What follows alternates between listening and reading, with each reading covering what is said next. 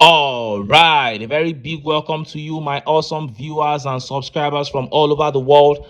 Thank you for joining me on another great episode of your favorite political talk show, The Truth, with Ben Jokes. APC PDP's continued rule is death sentence for Nigeria, says ex-Adamawa governor candidate at launch of ADA party. I love how this man put it. Continued rule of the APC and PDP, that is having the APC in power beyond 2027, is death sentence for Nigeria. And honestly, I can't wait for this year to end. And one of the major reasons I am eager for 2026 is because I want the items in the new tax law to begin to take effect.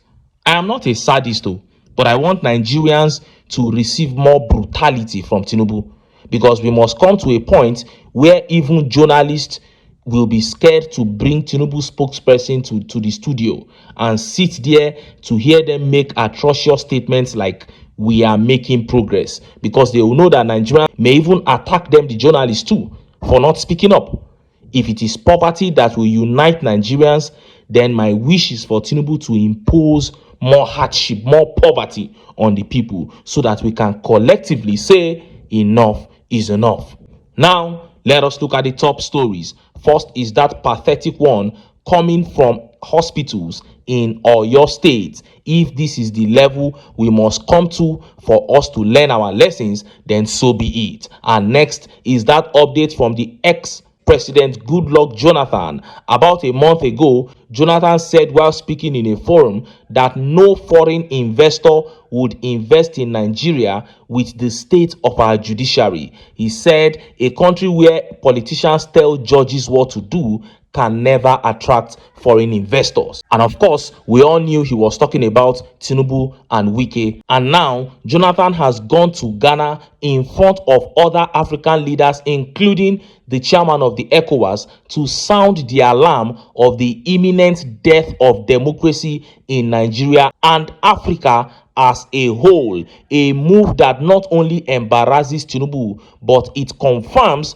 that Jonathan has a bigger role in 2027 than even contesting for the office of the president. Before I show you details of these top stories and how Nigerians reacted, let me quickly show you this video. Listen carefully to the abomination going on in our health sector. Watch this video.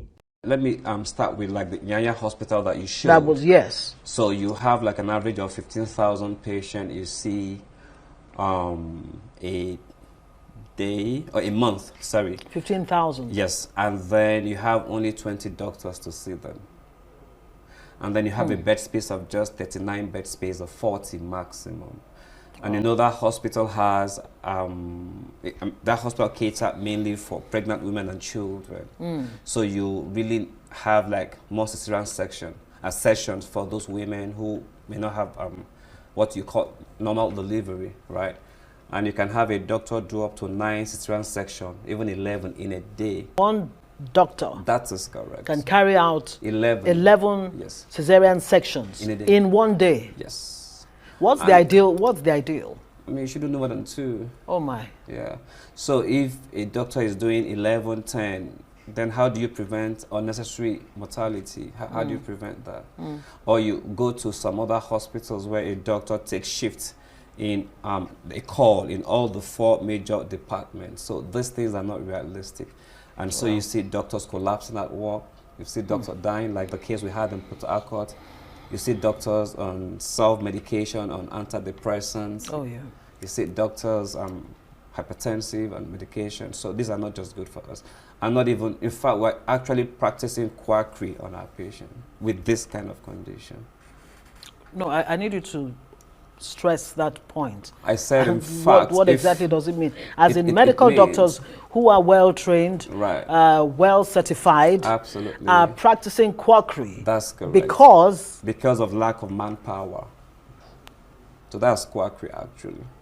When you're doing 11 cesarean section, that's In a quackery day. already. Maybe that's quackery already, because you don't even have the time to recover before you get to the next one. Absolutely, yes. And there are other things as well. You heard that. A doctor normally should attend to 600 patients. It is one doctor to 600 patients. That is the World Health Organization standard for medical practice across the world. But as of last year here in Nigeria, we were doing a doctor to 10,000 patients. Yes, you heard me right. The standard is a doctor to 600 patients. But as of last year here in Nigeria, we were doing a doctor to 10,000 patients. That means that we can conclude that there is no healthcare service in Nigeria if you compare the ratio. Now, this man is telling us here in this video that normally the standard is that a doctor should perform 2 surgeries, maximum 2 cesarean sessions in a day. But here in Nigeria, a doctor can perform as many as 11 cesarean sessions in a single day. Oh my God. And he said that is quackery. When you have reached the point of 4-5 surgeries in a day as a doctor, he said what you are delivering is no longer medical service. You are now a quack, even if you are a professional doctor, if you are a registered doctor, because you have gone far beyond your limit. He said, and that is approving high mortality rates. Anybody that is in charge of a system that allows such a thing to be in place, what you are saying is that let your people go and die. You don't care. And these are the issues that these doctors have been bringing to the fore. Anytime they sit down to discuss with government, these are the things they lay on the table, but government does not care. And the doctors themselves have been stressed to the point that they even fall into depression, blood pressure so high. Some of them are already dropping dead within the hospitals. We saw the one that happened in Rivers State after running 72-hour non-stop shift. The guy just went in to rest and he dropped dead. This is the situation of Nigeria. Doctors falling into depression, the patients being told go and die. 2 surgeries a day is the maximum for a doctor. But here in Nigeria, we have doctors performing 11 surgeries in a day. If we don't unite to bring sanity back to this country, that doctor that is operating on your wife, maybe that is his 8th or 9th cesarean session of the day, and he is acting as a quack. Whether you are a Yoruba man, whether you are Fulani, whether you are Muslim or Christian, that is your fate when governance is terrible. If Nigeria does not end the APC will end Nigeria. Now, let us look at the top stories. First is that one coming from the health sector in Oyo State, a very terrible update. And next is that big one coming from ex-president Goodluck Jonathan. After slamming Tinubu and his cabinet here in Nigeria, Jonathan has moved again to humiliate Tinubu in Ghana, as he charges the entire Africa to wake up and opt for true democracy. Let's start by taking that update from Oyo State. Look at how the papers reported it. Patients forced out of wards as nurses at Oyo's Lautech Hospital begin indefinite strike. Patients at the Ladoke Akintola University of Technology Teaching Hospital, Ogbomoso, Oyo State, have been thrown at the mercy of death as nurses and midwives at the institution commenced an indefinite strike.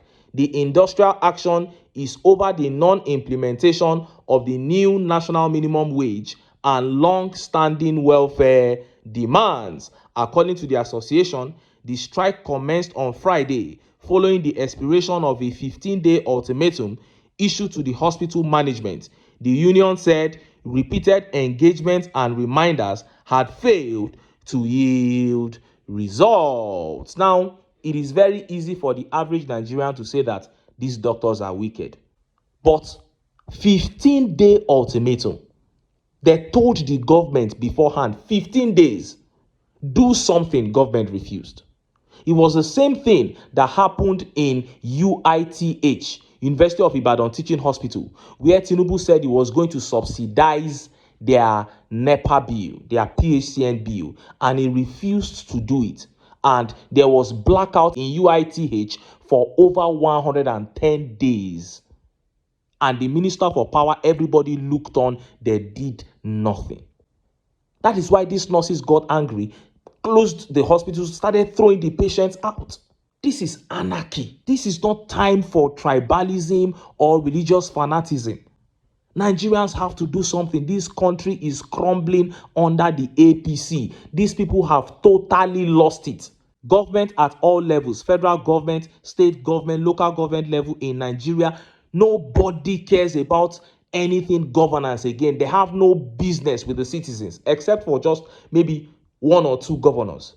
The rest don't care. We cannot continue like this in a country that belongs to all of us. This is why all hands must be on deck in 2027 to get the APC out so that we can start to steer the ship of this country in a different direction. And just as Nigerians were yet reacting to this, that update from ex-president Goodluck Jonathan began making the rounds. Months ago, ex-president Jonathan called out Tinubu's capture of the Nigerian judiciary. And now he has taken the campaign again to other African leaders. They met in Ghana and he's charging Africans to bring back democracy through credible elections. And when you listen to this update, you will see that it is actually a movement by Jonathan, which shows that Jonathan already has bigger fish on his hand than even running for the presidency. Look at how the papers reported it. Jonathan, a leader who fails to perform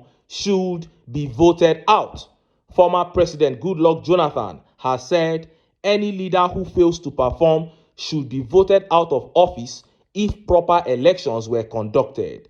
Describing electoral manipulation as one of the biggest threats to democracy in Africa, he said, unless stakeholders come together to rethink and reform democracy, it may collapse in Africa. Jonathan spoke at the 2025 edition of the Goodluck Jonathan Foundation Democracy Dialogue held in Accra, Ghana. He said, democracy in Africa continent is going through a period of strain and risks collapse unless stakeholders came together to rethink and reform it. Electoral manipulation remains one of the biggest threats in Africa. We in Africa must begin to look at our democracy and rethink it in a way that works well for us and our people. One of the problems is our electoral system.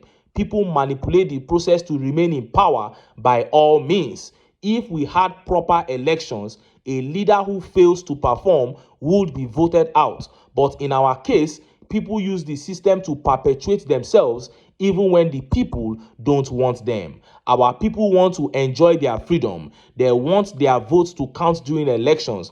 They want equitable representation and inclusivity. They want good education. Our people want security. They want access to good health care. They want jobs. They want dignity. When leaders fail to meet these basic needs, the people become disillusioned. Also speaking, President of Ghana, John Dramani Mahama, alongside former President of Nigeria, Chief Olusegun Obasanjo, and other leaders and policymakers, called for a rethink of Africa's democratic practices to ensure that it delivers peace, accountability, and sustainable development to the people. Former President Olusegun Obasanjo, who was the chairman of the event, said Africa's current democratic practice is unsustainable and must be urgently reformed. Wow, what an attack.